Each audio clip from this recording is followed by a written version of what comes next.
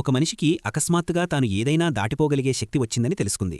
అది ఎలా జరిగిందో అర్థం చేసుకోవడానికి ప్రయత్నిస్తున్న సమయంలో తన ఫోటో చుట్టూ పూలతో అలంకరించబడినదాన్ని చూశాడు. అప్పుడే అతనికి తాను చనిపోయినవాడినని అర్థమైంది. అతను రోడ్డుపై నడుస్తుండగా కార్లు అతని లోపలిగా వెళ్ళిపోతున్నాయి. కాని ఒక్కసారిగా సైకిల్ మీద వెళుతున్న ఒక బాలుడు అతనితో ఢీకొన్నాడు. ఆ మనిషికి ఆశ్చర్యంగా అనిపించింది.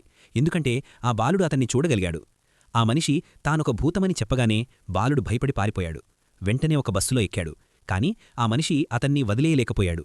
ఎందుకంటే అతనితో మాట్లాడగలిగే ఏకైక వ్యక్తి ఆ బాలుడే. బస్సు లోపల నుంచి అతన్ని పట్టుకోవడానికి ప్రయత్నించాడు. కాని బయటకు లాగలేకపోయాడు. ఆ తరువాత ఆ మనిషి ఆ బాలుణ్ణి అతని ఇంటి వరకు వెంబడించాడు.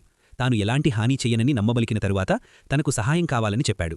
తాను 10 సంవత్సరాలుగా రూపొందిస్తున్న ఒక విమానాన్ని అమ్మడానికి అతని సహాయం అవసరమని వివరించాడు. బాలుడు సహాయం చేయడానికి అంగీకరించాడు. ఆ మనిషి అతనికి విమానం ఎగరడం ఎలా అనేది నేర్పించడం ప్రారంభించాడు. కొన్ని నెలల శిక్షణ తరువాత బాలుడు సిద్ధమయ్యాడు. అతను ఆ విమానాన్ని నిపుణుడిలా ఎగరేశాడు. ఆ మనిషి సహాయంతో అతను ఒక ఎయిర్ షోలో ఎలాంటి ప్రమాదం లేకుండా సురక్షితంగా విమానాన్ని ల్యాండ్ చేశాడు. చిన్న పిల్లవాడి కూడా సులభంగా నడపగలిగే విధంగా ఉన్న ఆ విమాన డిజైన్ చూసి అందరూ ఆశ్చర్యపోయారు.